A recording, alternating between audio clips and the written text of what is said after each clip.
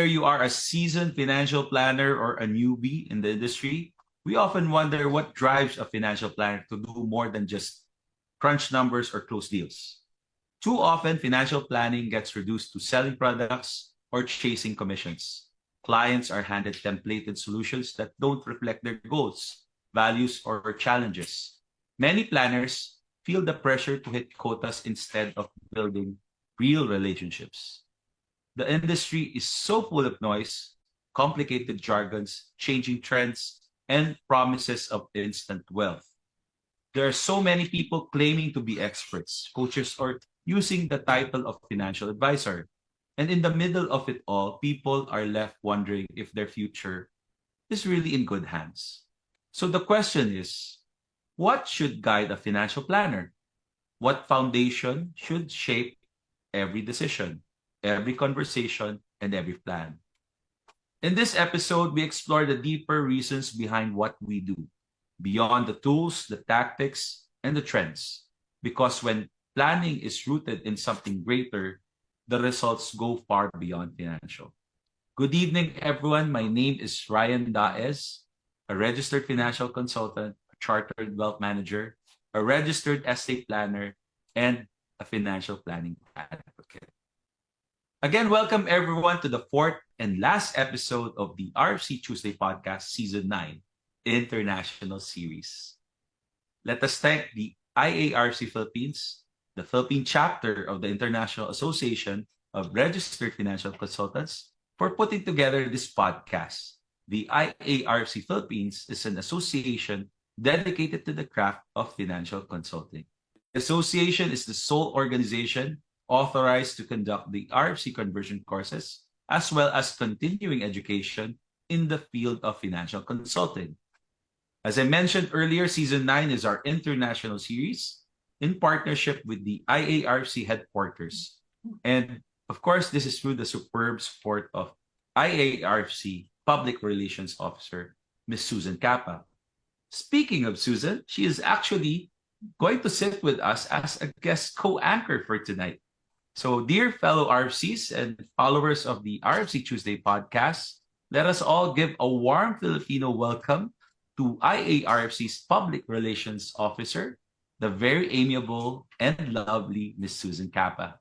Hi, Susan. Thank you for agreeing to become part of our guest anchor tonight, which we all hope will just be the first, of course, the first of many. Well, hi, Ryan. Thank you for letting me be visible this time and being on the podcast. And I just want to say good evening, Philippines. I really enjoy being part of your international series. Wow.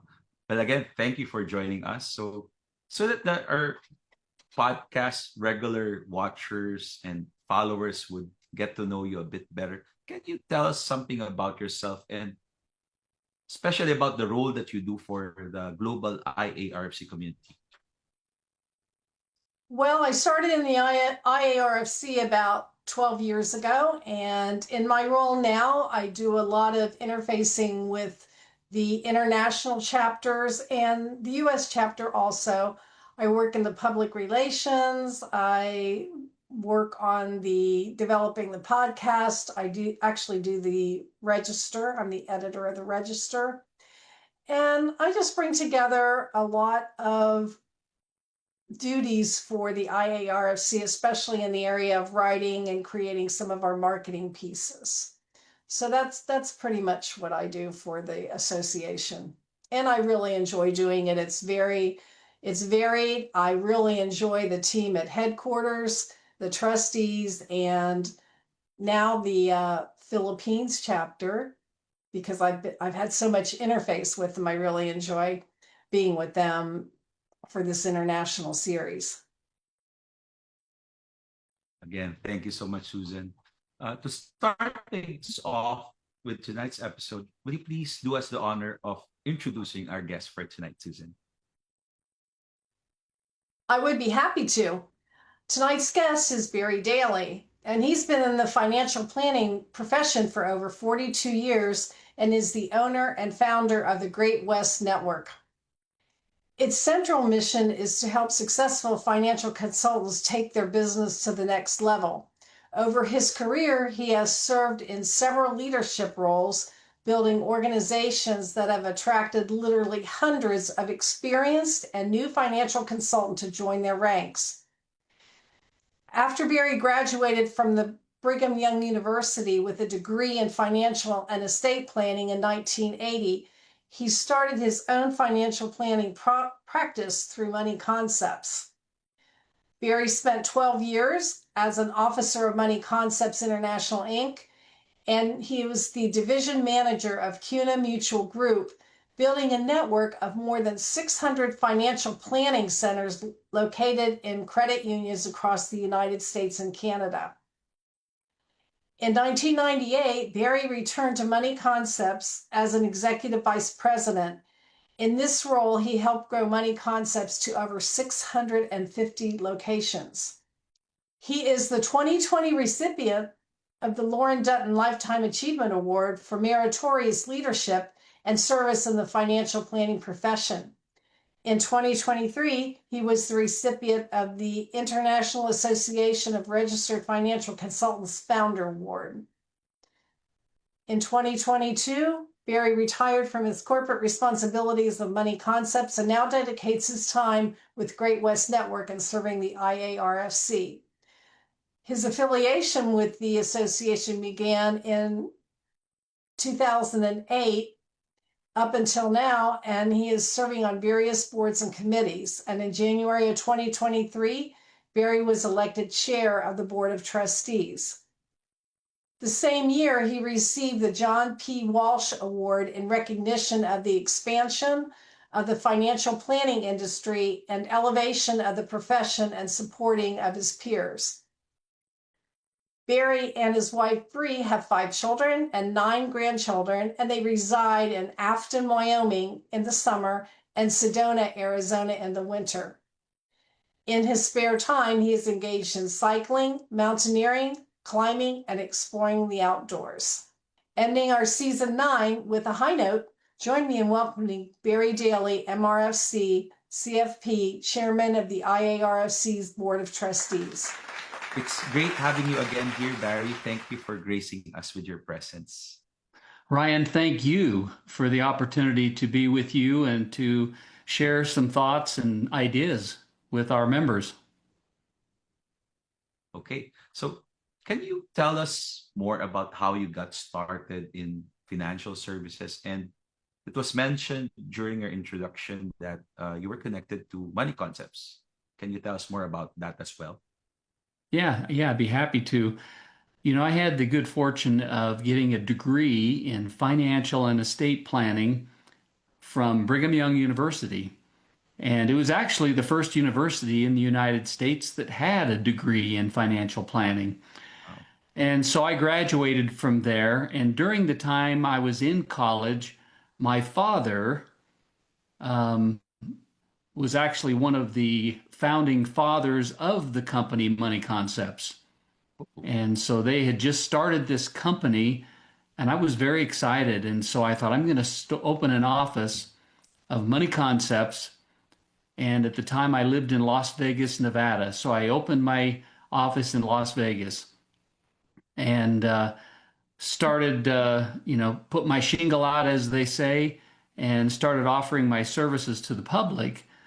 And then I learned some very important lessons about starting a business. But yeah, that's how I got started. And that was in 1981 when I started in my career in financial planning. Barry, when did you first become a member of the IARFC? And then, tell us a little bit about how you came to be the trustee chair. Well, Susan, I had the opportunity in 2008. I was at a Money Concepts conference in San Francisco at the Mark Hopkins Hotel, and Ed Morrow was attending that conference. And we had a banquet, an awards banquet, and Ed ended up sitting right next to me at the table. And he reached over during the conference or during the banquet, and he said, Barry, you don't have an RFC pin on. And I said, well, Ed, I'm not wearing one because I'm not an RFC. And so he pulled a pin out of his pocket and he placed it on my lapel and he said, you're qualified to be an RFC. And so here's your pin. And then, like 2 weeks later, I got a certificate and then I had to sign some things. But that's really how it's happened and when I started as a member of the IARFC with my RFC certification. It was a cool experience to meet Ed and to talk with him and then have him basically pin me the first time I met him. And what about your journey to being the chair of the Board of Trustees? Yeah, in 2016, I started my journey serving on the board or boards with the IARFC. Back then, there was a board of directors for the IARFC, and so I applied to become a member of the board. They put out open nominations, and so I applied. And in the process of that, I was actually not elected on the board, but Steve Bailey, the chairman at that time, called me on the phone and said, Barry, you were not elected. They voted for someone else. And I was fine with that. But he said, we would like you to serve on another board. It's the MRFC certification board. MRFC is a master registered financial consultant, and it's a certification that's in the United States. So he asked me to be on that board, and so I started serving on that board, and very shortly after being elected to that board, I became the chairman of the MRFC certification board. So that was really my first experience in serving IARFC members. Shortly thereafter, though, well, about 4 years later, I think it was, I served on the MRFC board. Again, I get a call from Steve Bailey after my term had ended on MRFC board. I get a call from Steve Bailey, and he said, hey, Barry, there is an opening on the IARFC Board of Trustees. And so he asked if I would put my name in and go through the election process. And I was elected as a member of the Board of Trustees. And I served for several months. It wasn't even quite a year, I don't think, but I served for several months. And then Steve Bailey retired from the board, and there was an opening as a chair. And so I was nominated to be the chair of the Board of Trustees and was elected, and have had the opportunity to serve in that position since 2023. So that's really been my journey. It's been wonderful. I've seen some really cool things happen, and actually have seen the IARFC gain additional prominence, not just in the U.S., but around the world. Wow. Must have been a very exciting experience, especially when we had you here, of course, when you visited. Well, it is exciting and was exciting. But when you're out doing things and trying to make a difference and serving people, it is exciting. And I have such a passion for our members, the people who are the financial consultants who are working with individuals, their clients, to make a difference and help them transform their futures. And that's really what it's all about. And so it's an honor to be a member as well as to have served and serve on the Board of Trustees. Well, Barry, what is the purpose of having these guiding principles? Well, Ryan, when I became the chair of the Board of Trustees, one of the first things I wanted to do was help our organization remember who it is.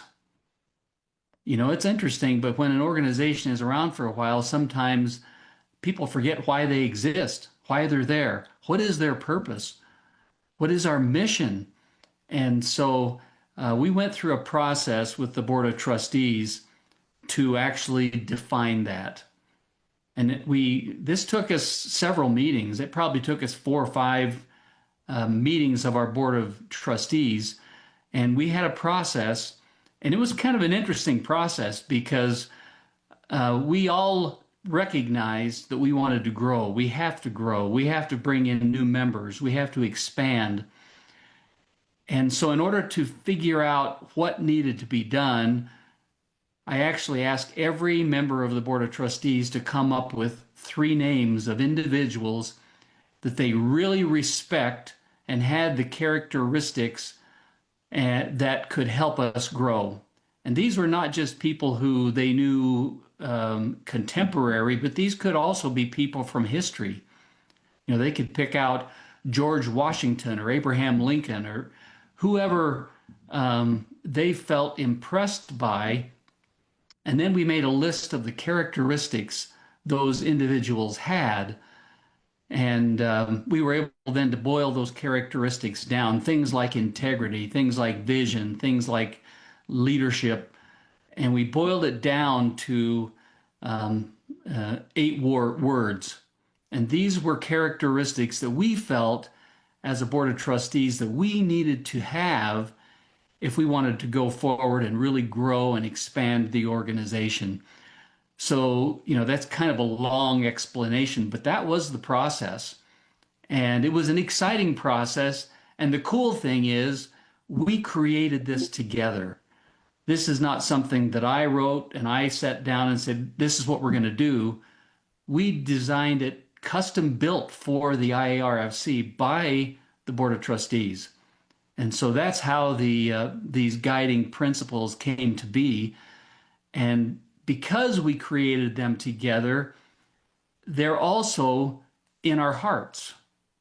And so when we talk about these, it's not just something that we read somewhere, it's something that we really believe. Wow, that was, well, actually the process that you went through, it sort of gives them, for sure, a sense of ownership of what was the outcome of that process. And I think it's a very good process to go through because it really makes you think of what and how you would live out as part of the association or as a member of the association, not just being part of the board of trustees. So that's for sure, that's a great experience. And I guess that would be also a good thing to go through for even for the local chapters across the world. Thank you for that, Barry. Oh, you bet. Well, I agree, Ryan. I think it is a good process. And I think every chapter should go through this. I mean, I have other companies that I lead, and I do a similar process with all of them. And the guiding principles tend to be similar in many ways, but they're all very specific to the mission of the organization that you're involved with. It was also, for me, Barry, it was interesting to see how passionate all of the Board of Trustee members were in that process of finding these guiding principles. So how about going through the principles and give us some insight as to how important they are? All right, Susan, yes, I will. There are actually 8 guiding principles, and we boiled it down. We had a list when we went through this initial process of many words, probably as many as 20 different words.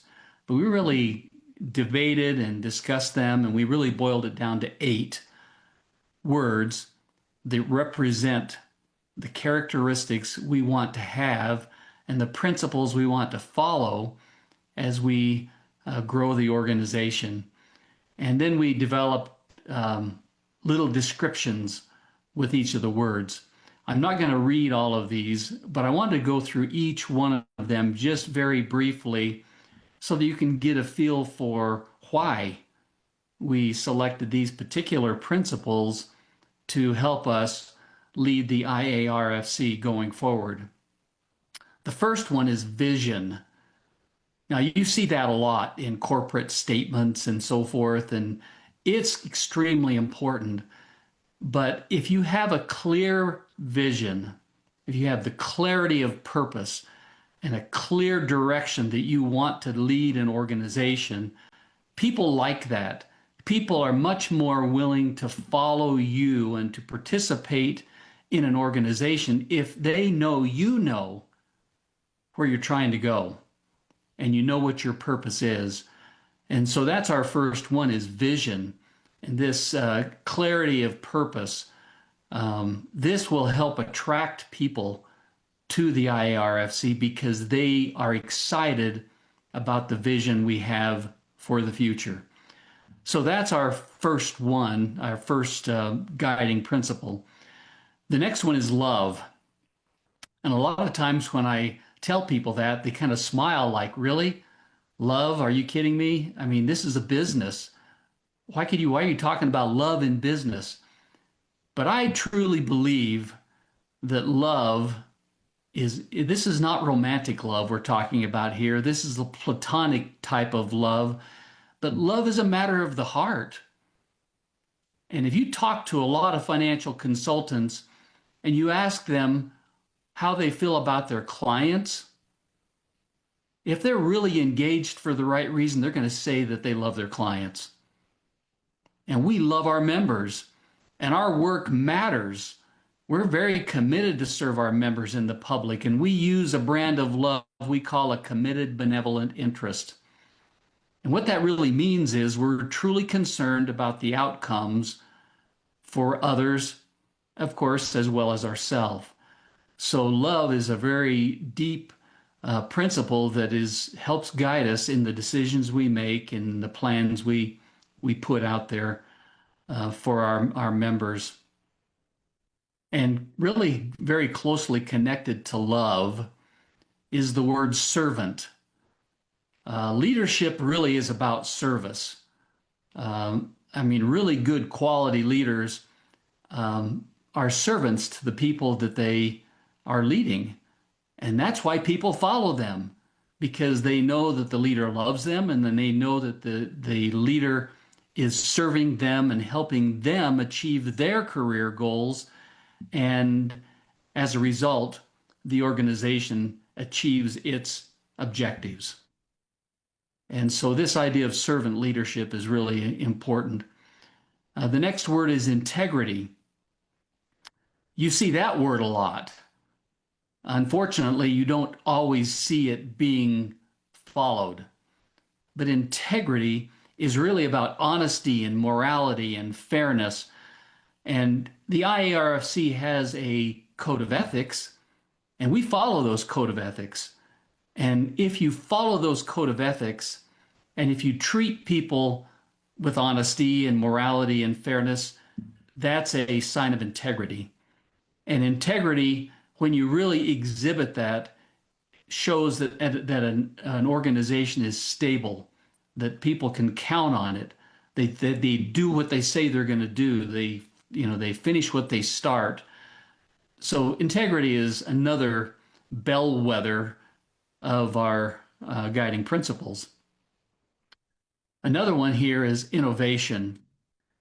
We are in a changing profession. I'm sure Ryan and Susan, you would both agree with me that the financial planning industry of 5 years ago even is quite different in many ways from the financial planning industry today. Yes, the concepts are the same. We're still helping people with the retirement planning. We're still helping people protect their families. A lot of those basics are the same, but the way we deliver the service, the way we engage with our clients has changed. And in order to keep up with that, we have to really be committed to introducing new ideas and new methods. We want to disrupt the status quo and help financial professionals better support their clients and grow their businesses. So this innovation is extremely important. And connected to innovation is being proactive.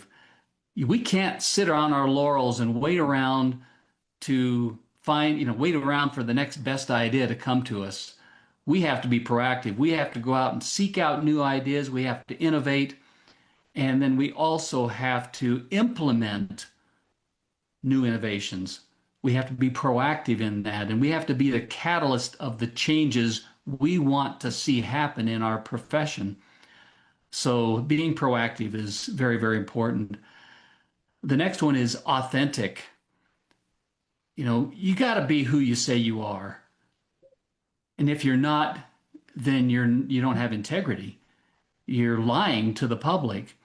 So we invite our members, as well as all the members of the Board of Trustees, to be authentic. Be who you are. This vulnerability of being who you are will build bedrock of trust in our members and the public, because they know that you're going to be who you are. You won't be a false facade as you position yourself to the public. And of course, the last one is the word relevant. And I remember when we were going through these words, one of our trustee members, Roey Diefendorf, he said, we got to be relevant. If we're not relevant, there is no reason for us to exist. If we are not relevant, we will not survive as an association. So relevance is extremely critical. I mean, how well can you do as a financial professional with your clients if you're not relevant to their life? They will fire you. And so we want to be thought leaders. We want to make a real effort to be relevant to the practitioners that we work with, as well as to the clients that they serve. So I could go on, but that's just a very brief summary of those 8 very important principles that we established as a Board of Trustees back in 2023. So Barry, the Board of Trustees read these guiding principles at every meeting. So why is that important? It's interesting. You see some organizations, you go in their headquarters, you see their mission statement on the wall, or it's printed on a newsletter. But it's interesting, most of them don't even remember what that is. It doesn't have any, they don't have any passion in it. It's not in their hearts. And so those 8 principles, when you read through everything I just went through, that's a reminder of this is who we are. This is what we do. And as we have this meeting today, we need to make sure that we are innovative, that we're proactive, that we're authentic, and that we can have an organization that's relevant to the public. So, Susan, that's why we read these, and that's why it's important, because it just reminds everyone of what these principles are and why we exist as an organization. Very beyond the leadership of the association, how are guiding principles expanded out to the entire IARC membership? What do those principles mean to you personally as well? Yeah, Ryan, thank you. The good questions. And we don't really promote these guiding principles to the membership a lot directly. They are on our website and they can read them, and we hope they will read them. We hope that they will learn them and hold us accountable to them, because we want these guiding principles to help our members understand that this is what you can expect from us. This is how you can expect to be treated as a member of the IARFC. So from a membership standpoint, they're important, but more important, they're more important to the leadership, so that we can act in accordance with what we promise to do for our members. So they're very important to the organization as a whole, and we hope that the members can see the results, can experience and live the results of us operating based on those guiding principles. Now, these guiding principles, I think you also ask what they mean to me personally, and these guiding principles are part of who I am because I had the opportunity to help create them. And so I try every day in my in my responsibilities with the IARFC to follow these guiding principles. You know, I don't actually just read these guiding principles once a quarter at a board meeting. I actually read them no less than maybe 2 or 3 times a week because it helps me remember what I'm supposed to do and how I'm supposed to act. And so they mean a great deal to me personally as well. Since we're a global community, do you see these guiding principles across all of the borders and important to all the cultures of the IARFC? Oh, for sure. I mean, I would like all of the chapters, chapter leadership to know what our guiding principles are. And I would hope that they would maybe adopt some of these same principles in their own chapters. But at the very least, I would hope that they would see these guiding principles and hold us accountable to what we say we're going to do. I think that's how it applies. I really think that every IARFC chapter should develop their own set of guiding principles. I think they should go through their own process. There's actually a great book called Traction. In fact, we used that book to help us with our process of going through and developing our guiding principles and setting goals. But I would encourage all of the chapters to go through this process.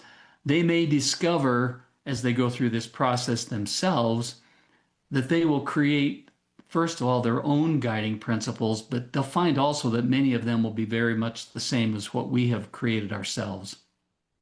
Well, I actually had the privilege of sitting in on this process. I'm not an actual trustee board member, I'm the liaison. And it was a very interesting process. And actually, I learned so much about the individuals that made up the Board of Trustees. That was important to me because I, as working for the IARFC, I have to look up to these people and to see how committed they were, how hard they worked. And they truly believed in working for the association and actually working for their clients and the public in general. So I really appreciated this process. And I do like going through the guiding principles all the time. So Barry, we thank you a lot. And those guiding principles will be part of the IARFC for quite a while. Well, thank you, Susan. It is an honor to work with you and the Board of Trustees. Thank you for your service. I mean, I don't know how much you know about this lady, Susan Kappa, but she is a pretty amazing woman and very creative, a great writer. She does a lot for our members, and most of our members don't even know who she is, and they need to know. Anyway, thank you, Susan. Thank you. I really enjoyed doing this international series with the Philippines chapter. You talk about the love in your guiding principles, and I love working with these people. I understand that. They're so much fun. They're just amazing, kind, caring people, and I've really enjoyed working with them. We also appreciate what you're doing for all of us here in the Philippines. Thank you for your excellent efforts. And we hope that, as I've said, this is just the first of many, Susan. And he would oblige us eventually when we have another international series. So thank you. Thank you also for your time. We also want to share with all of you that the IARFC, as a global association, will be holding the Practice Building Summit entitled Building Your Practice for Success on September 18 and 19 in US time. And it's absolutely free. Exact time and meeting link for the summit will be sent once you are registered. We'll be posting the link to register and attend this virtual summit.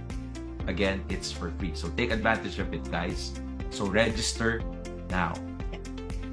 Guys, active members now receive free continuing education seminars, access to the official IARFC website, www.iarfc.org, where each member of good standing is recognized when searched by clients and prospects alike. Please do be reminded that we can only use the RFC designation if we are members of good standing. For your membership renewal information, please do contact our president, Ms. Grace De Vera Escobar, at g.escobar@iarfc.org or through her mobile phone at 0917-157-7523. So contact IARC Philippines now for your membership renewals. Dear friends, our podcast episodes are shown every second and fourth Tuesday of the month, and that is why it is very important to follow us on Facebook. Episodes are pre-recorded and are broadcasted through Facebook Live. This is Kuya Ryan Dias looking forward to Season 10. On behalf of our executive producer, Ms. Grace De Vera Escobar, this is the RFC Tuesday podcast saying, It is better to be in the know Than to be the last to know. thank you again for watching. Goodbye and see you in the next season.